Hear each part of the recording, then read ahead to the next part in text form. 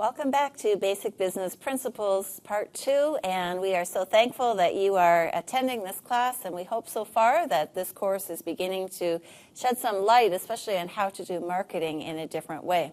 Today we will be having our last session on marketing as we look specifically at customer satisfaction. And so I hope that you and maybe with some of your classmates have been able to look at developing a marketing framework for yourself and how you are able to increase your customer base and to provide the goods and services that you are helping this world to flourish with as Jesus' hands and feet in the world by giving good quality service and products, and hopefully you can expand that customer base in doing that.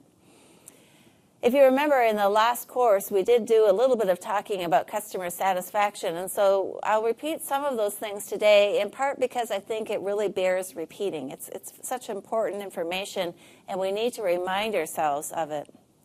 If you remember, we talked about why companies, businesses typically lose customers, and some of your customers might die, not much you can do about that. Some move away, some form other interests, some leave for your competitors. But about 14% of your customer loss is going to come from product dissatisfaction, people who don't like the product that you've actually given them, and they're not happy with it enough that they will leave your business and go to another. But the one that always gets me is that 68% might leave the business because somebody at that business was rude, indifferent, or discourteous to them. And that's a significant number. It's also something that I think you can be happy about because that is fixable. If you have a product that people don't like, you might not be able to change the product so easily. But keeping customers happy by making sure that no one is rude, that nobody is indifferent, or that nobody is discourteous to them is very important. And so we want to look at that today, and especially as we go into the role of your employees and the role that they play with customers, which is a very important part of marketing. We often think that the role of your employees is part of human resources, but we want to present to you today that the role of customer satisfaction, a large part of that, of course, comes down to the people that they are interacting with, and that might be your employees. Common mistakes in customer satisfaction is that it begins when the customer asks a question. And, of course, it begins before they even enter your store. As they think about, perceive, and view the place that they are entering, that is when they begin to have a sense of satisfaction or dissatisfaction. Sometimes we think that customer satisfaction is only about the price or the way the shop looks. Maybe we think that it starts when the customer enters and that satisfaction ends when they leave. But, of course, it doesn't end at that point. They've taken the product with them, or they're carrying the service that you have done with them. And as they consider that product, as they interact with it, or as they feel the effects of the service, that satisfaction will continue to carry with them. And sometimes we just really forget that there is most likely another shop not too far from us that can do the same service or is selling the same product. And we have to keep that differentiation. We have to keep that upper edge. We have to strive to do our work with excellence. And that is what we believe God is calling us to do. If you remember back to Basic Business Training 1, we did talk about different characteristics of customers. And I just want to reinforce that again as we look at them. We talked about suspects, and suspects is the great big pool of population that you are doing your business in, and some of them you suspect might be a customer of yours, but you don't know them, you don't have a direct reach to them. And sometimes we'll spend some of our time doing marketing to those suspects, but we want to begin to narrow that focus, and so we begin to say, of all of the 10,000 people that maybe live in the area where I am, those who would actually buy from me, those would be prospects. And so that number is going to be smaller. Maybe it's about 5,000 people of the 10,000 who would be a prospect for you. And so that would be somebody who needs what you're selling, who can afford to pay for it, and they are able to make a decision to buy it. As you narrow the focus from your prospects, now you want to go to your customers, and those are the ones who are actually purchase and have paid for something from your business. And so my guess is that pool is going to be a lot smaller depending on how big your business is. But you want to take those customers and you want to help them move further. And remember that you want them to increase their loyalty because it is much more affordable for you to work with the customers that you already have than it is to try to go out to all those suspects and try to get them into your place of business. And so a customer who becomes a loyal customer is someone who buys repetitively and regularly from you. When they think of what you are selling, your business is the one that comes to mind when they think of the product or the service, and that is where they want to go. But then you want to move people even further, from a client to a partner, and that would be a person or an organization maybe that buys everything that they can from you, so that even if you add in a new product or a new service and you call them to tell them about it, they're saying, we are there, we are coming, we know that we can trust you. And so it's a continuum that you want to see people on, from suspect to prospect to customer to client and then to partner. And so imagine that you are looking at your customer list right now. Who would you say is already moving towards being a client? Who is moving towards being a partner? And that's where you want to focus. A loyal customer is someone who tells other people to shop at the business. They're not easily lured away by your cost-cutting competitors. They have a loyalty to you because they know that they can trust you. A loyal customer also knows and understands the policies of the business and what to expect if they encounter a problem with your purchase. And that's another thing that you need to consider as it relates to customer satisfaction. What is your policy if the thing that has been purchased or the service that was done, if there is a problem with it, what can you do to rectify it? And so that contributes to the loyalty of that partner. Before about a month ago, I went to get a haircut. And I get my haircut frequently, and it's usually a fine job. I don't have a lot of loyalty. I go to a particular chain, and it's a very affordable haircut. But I happened to come home, and I just noticed something was off, and my hair just did not look right. So about a week later, I went back in, and I said, listen, the last time I got a haircut, it wasn't right, and it really is needing to be fixed. And I thought they might argue with me, but they took one look at me and said, oh my goodness, what was that person doing? And so they went about trying to fix it, and the person who was fixing my hair, she couldn't do it, and she was calling somebody else over, and they ended up having to go shorter and shorter on my hair. And what was very interesting is they never once apologized, and they never once offered anything as it relates to the time and the fact that I had to travel back in there.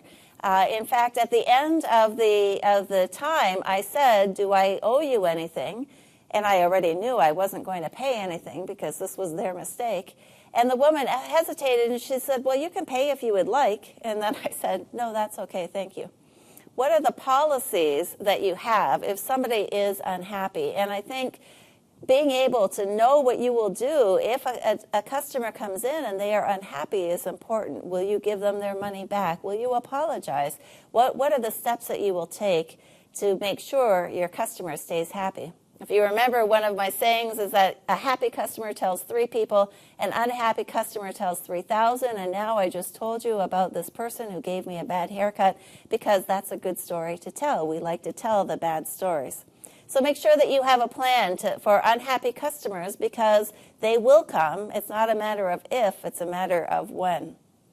So customer satisfaction involves a reliable product or service, the product at the right affordable price, a pleasant environment in which to shop, and help from employees who give the right amount of attention but also the right amount of space for the person to feel like they can make a decision without somebody breathing down their neck.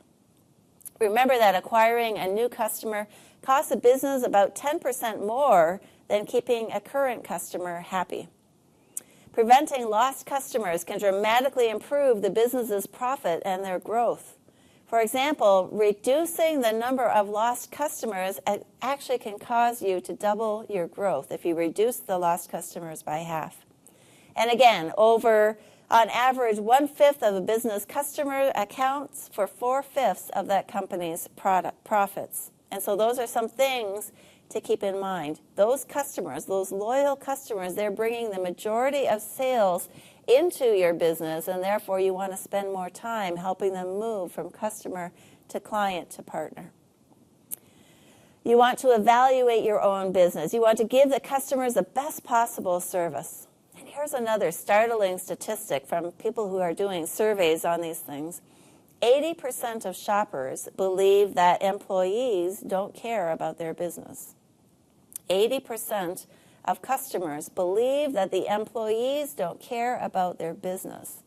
Remember, we said the largest loss of customers is because of somebody being discourteous, indifferent, or actually rude. I remember one time I walked into a store and I was actually looking for curtains, and I was looking through the curtains, and at one point I opened this up and there was an employee lying there sleeping behind the curtains. That's definitely indifferent, and I don't think he appreciated that I woke him up. So, we have to look at our employees and how are we coaching them, and sometimes we have to think about the fact that our employees may behave in a certain way, in part because they're being treated a certain way as well, and we'll talk more about that. But certainly, as a customer, you don't want to see employees that are sleeping or employees that are huddled around a phone watching a video, and you feel like you're disturbing them by asking for help. And so there are many things that will cause some shoppers or customers to believe that the employees don't actually care about the business, and that becomes a big problem. All employees should have customer service as part of their job description. It doesn't matter where they are put in the store. It doesn't matter if they are in the back room or if they are in the front or whatever their position is. Customer service is something that should be on their job description, and they should be trained to do well. Because ultimately, in the end, you want to give the customer what they want and what they need. You need to develop clear guidelines regarding customer experience that all employees, including yourself, must follow. And having those customer service trainings should be done for all employees.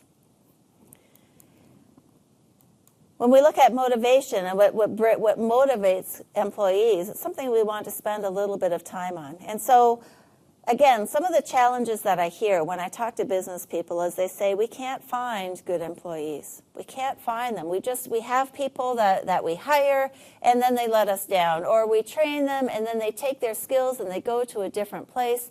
And we really just can't keep good people, or the turnover rate is high, or there's all sorts of challenges. And that may be, and it may be good for you to talk to other people again in your section, in your class, for what they are experiencing and what they are seeing with their employees as well. But I do remember something that my mother taught me as a young girl. She said, be careful that you don't point the finger at others in judgment, because what happens when you point the finger is you have these three fingers pointing back at you as well.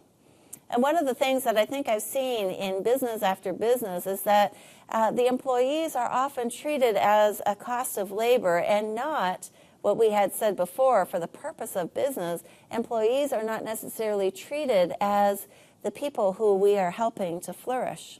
Because when your employees are flourishing and they feel like they are part of a team, they may be able to do things that you didn't even expect that they would be able to do. Remember that not everybody is gifted to run a business. To run a business, you need to have the skills in human resources and bookkeeping and marketing, and you need to be a manager.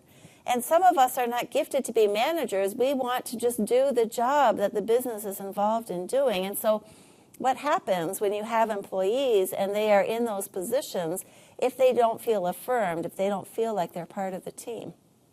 And so we want to encourage you as managers, even if there's just two of you, even if there's just one other person, to still have team meetings and to talk about how can we as a team work together to help this business succeed. When we talk about management, we'll talk a little bit more about what does it mean to be a servant leader when you are an employer or an owner of a business. And so employees have to recognize that they are part of a team, that if the business succeeds, that they too will somehow succeed, that flourishing that is good for the business and good for the owner will also come for them as well. And so all employees have to be trained in customer service. We need to make sure that they understand that customers should be greeted by the employees as they enter. In fact, it's great if you can even greet them by name and remember their name. And maybe you don't have, you have too many employees that you're not able to do that. But if you can do that, that is a very good thing to do, to greet them by name. Correct your employees when they are not displaying good customer service, and provide them with clear directions on how to improve. One of the things that's always fun to do is to do some role plays, especially if you have customers who might be a little bit demanding, or they're in a hurry, or they're in a rush, and do some role play with you and your employees to think through how would we deal with that, and what are some creative things that we can do. Remember to tell your employees that you love for them to have fun, and you like for them to joke around with each other, and there's nothing wrong with that, except when an employee is there, the employee comes first, and you need to make sure that they are doing what they need to be doing at the time that they need to do it. So let's talk more about employees and the important role that they play in your business. You want to make sure that you hire the right employees for the business. And we'll talk more about human resources when we're talking about management, but right now we want to focus on customer satisfaction with your employees. Employers should shop for employees who have a sincere interest in working with people. And that's something that you want to be able to measure. If you are an employee that is going to be dealing with people, especially directly, you definitely need to like people. But even if you're in the background, you still need to have some skills and ability to interact with people, whether it's teammates, other people in your business who are employees, or whether it's customers. The best businesses learned a long time ago that the employees they hire will largely determine their success. And I think sometimes we don't spend enough time on that. We don't recognize enough that the employees will have a significant impact on the success or the failure of our business.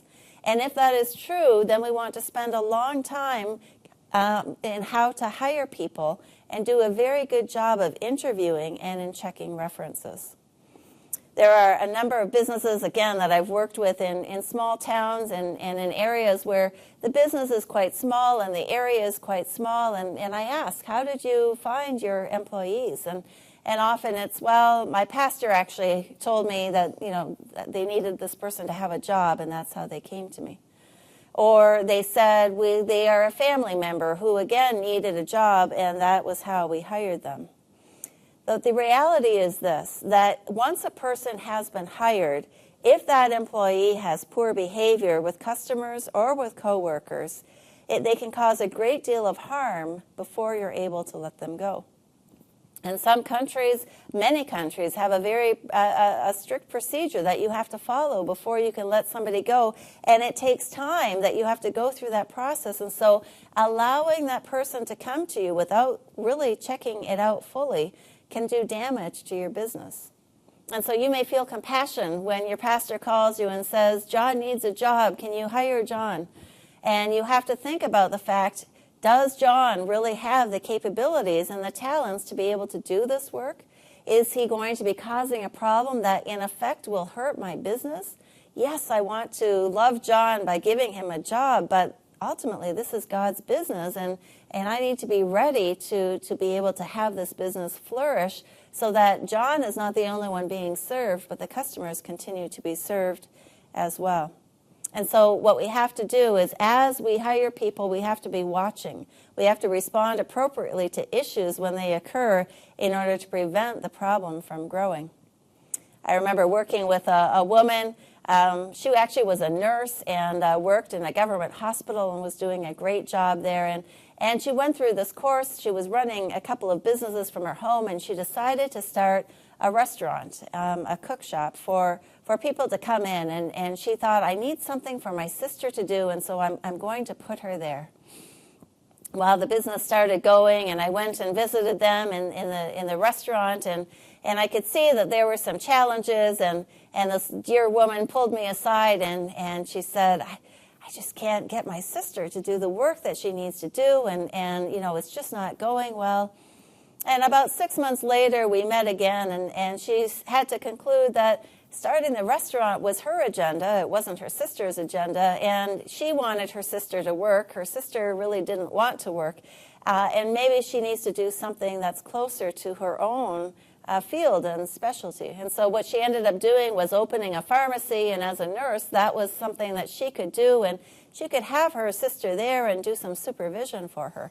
But we have to be careful that we don't have an agenda for people that they don't have an agenda for themselves. And so when we hire people, we have to ask a couple of questions. One, are they able to do the job? And this relates to their training and experience.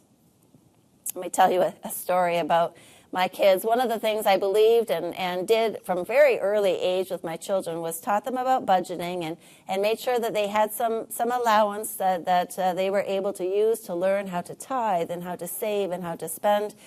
But then one of the things we were doing as we lived in Africa, they weren't able to get jobs. And so when they came to the age of being able to work, we decided to post some jobs in our home. They had their chores to do, but these were extra special jobs.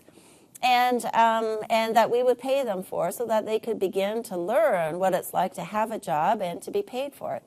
And so we actually posted positions, and they actually had to apply for the job, and we had them write their own resume. This was my daughter and my son, and they were probably 15 and 13 years old at the time, and my husband and I, we sat down and we interviewed them. This is what we need to do. Even if we are thinking of having family members apply, my goal with my children in doing that was to let them know, I'm not your mother. Of course I know what your experience is, but right now I am your employer, and that's a different role, and we are going to have a different relationship as it relates to this job. We might love to give jobs to our family members, and we may love to support them, but let's make sure that those terms are clear, that business is business and family is family, and we are going to keep these things separate.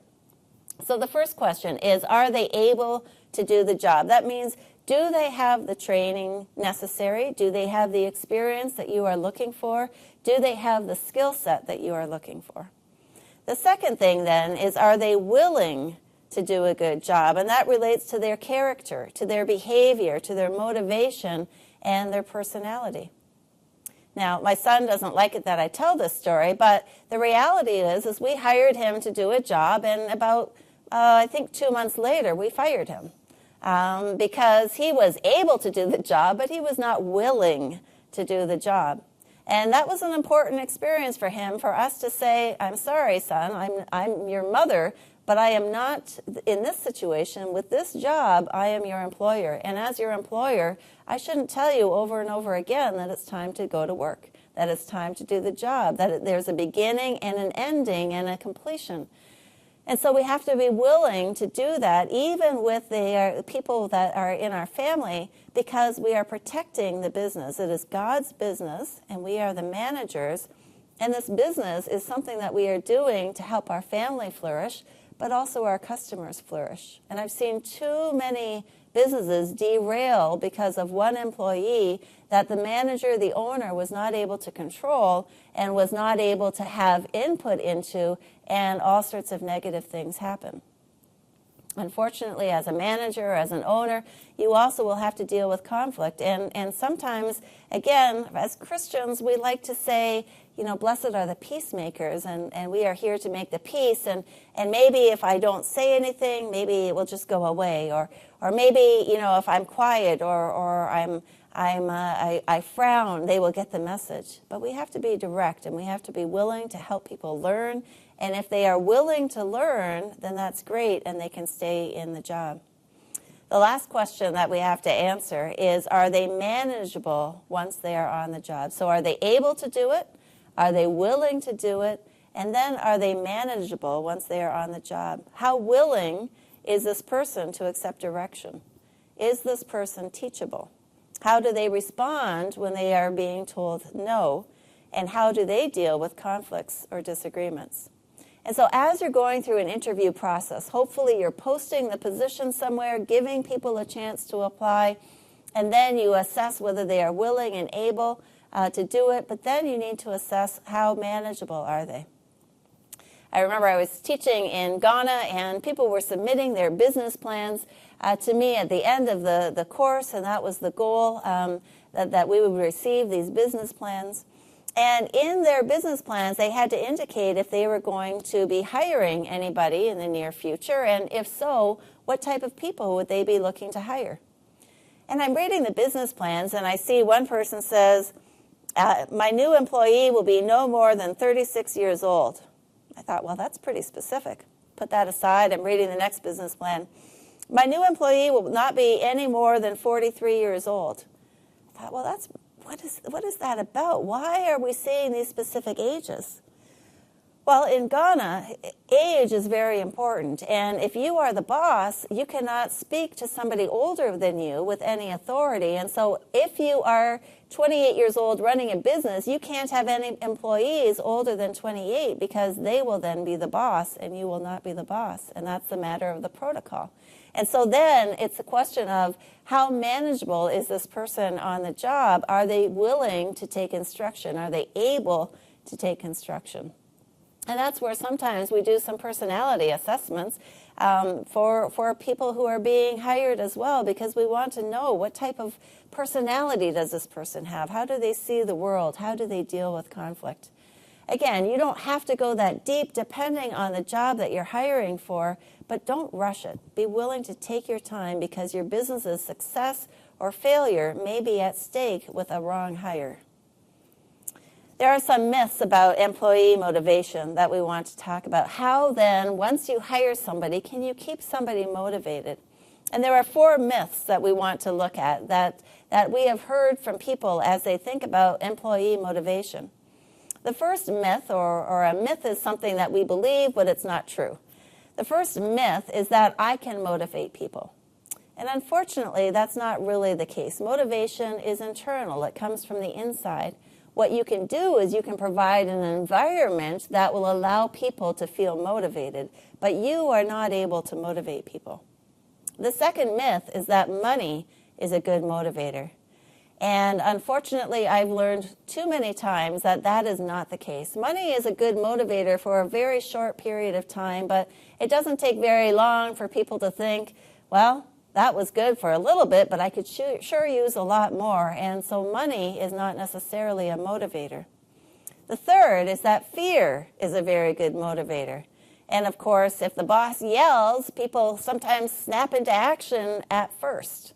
But if you use fear too often, people then just begin to say, there goes Joe again, blowing off steam. And they begin to ignore that. So fear is not a good motivator. The fourth myth is that I know what motivates me, so I know what motivates my employees. And again, it's unique. It depends on the person. I may be a person who's motivated by being able to have some time off to spend with my family. Somebody else might be motivated by being able to get involved in some more technical equipment, and that may be a motivator for them. For other people, they're trying to go back to school, and so money is somewhat of a motivator for them as well. And so it depends on the person, and you need to get to know your employees in order to be able to assess that. And so you motivate your employees by motivating yourself. The key to supporting the motivation of your employees is understanding what motivates each of them. And as they see you motivated, if you begin to do your work as an act of worship, and every day you get to work and you look at your calendar and you say, this is great, I am going to worship God today, it will begin to transfer to your employees as they see you working with more motivation.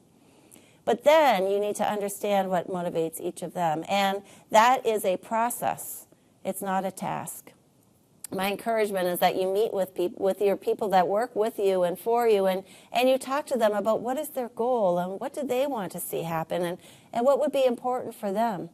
And then you begin to help them find that place in your business that allows them to express some of that need or how you can support them. And they recognize that they're part of the team, and being part of the team is a good thing, and good things can come from them in this place. Lastly, you want to support that motivation by using organizational systems. You want to write some of these things down and not just rely on good intentions. Having documents that say, this is who we are, and this is what we do, and this is what we want to do for you, and these are our expectations, makes it very clear so that we are all on the same page. Remember that your employees are such a critical part of customer satisfaction.